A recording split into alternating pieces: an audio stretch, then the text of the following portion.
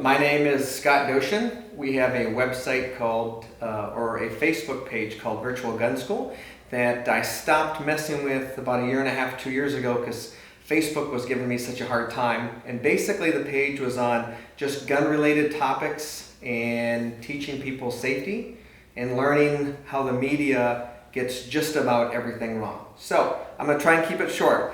First thing I want to talk about is an AR-15. This particular one is made by LWRC.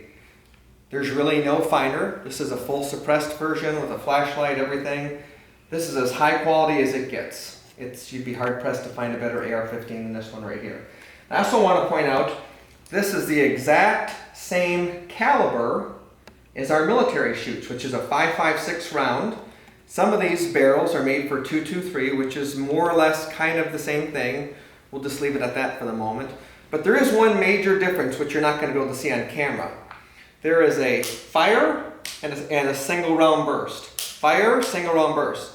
I cannot take this switch and switch it here. If this was an assault rifle, this switch would go to here, and then you would have a 3-round burst or fully automatic.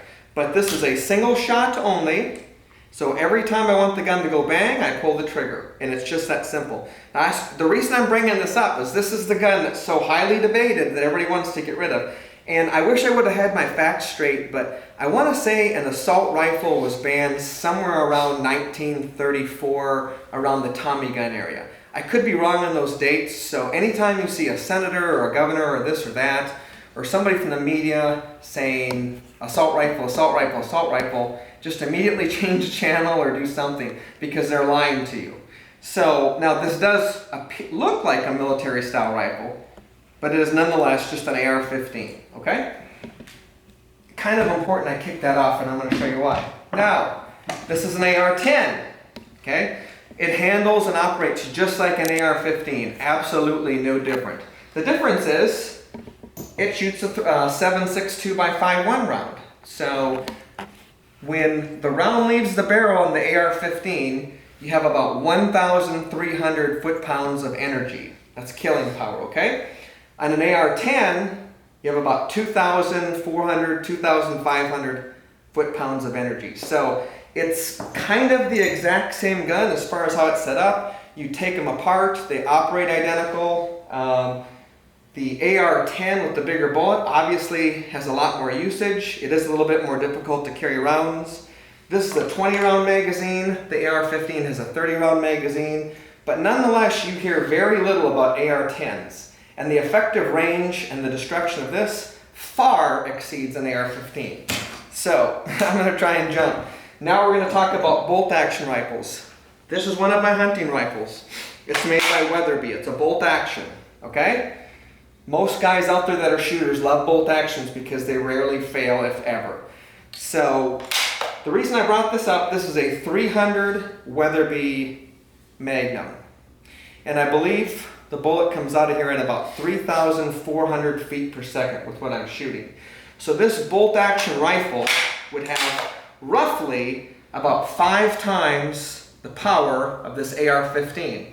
I'd also like to point out that this particular rifle at 1,000 yards, that's 10 football fields, this is just a hunting rifle, anybody can go buy one, has the exact same kinetic energy as a .44 Magnum at point blank. So if somebody held a .44 Magnum directly to someone's head and pulled the trigger, this gun has the same power at 1,000 yards. There is nobody on the news, nobody on the media, no one's complaining about these.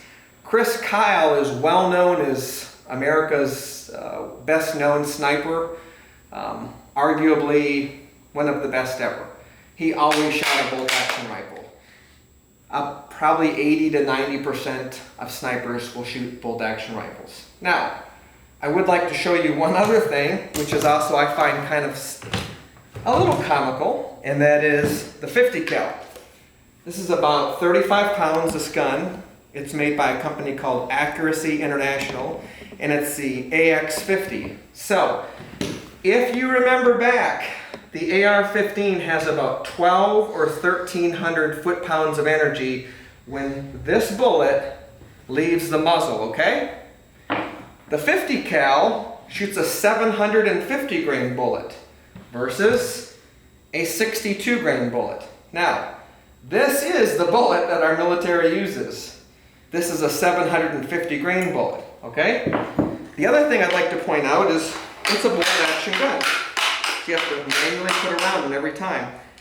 It will almost never fail, and at 1.5 miles, it has the same kinetic energy as this AR-15. So 1,760 yards is in a mile. So I don't know, just off the top of my head, you're probably talking at, what, 2,500 yards or something crazy thing. But the reason I bring this up today is one of my goals is to educate people on firearms. I find that most people are quite off in their knowledge of what's going on. So in any event, in today's case, we'd love to leave your notes and questions and comments. This is my first time back, so I'm pretty rusty, but we want to make this page kind of blow up. And if you guys have topics you'd like to talk about, we can do it. But this was just basically comparing an AR-15 and AR-10, which are semi-automatic, and two bolt-action rifles. And that's it for today.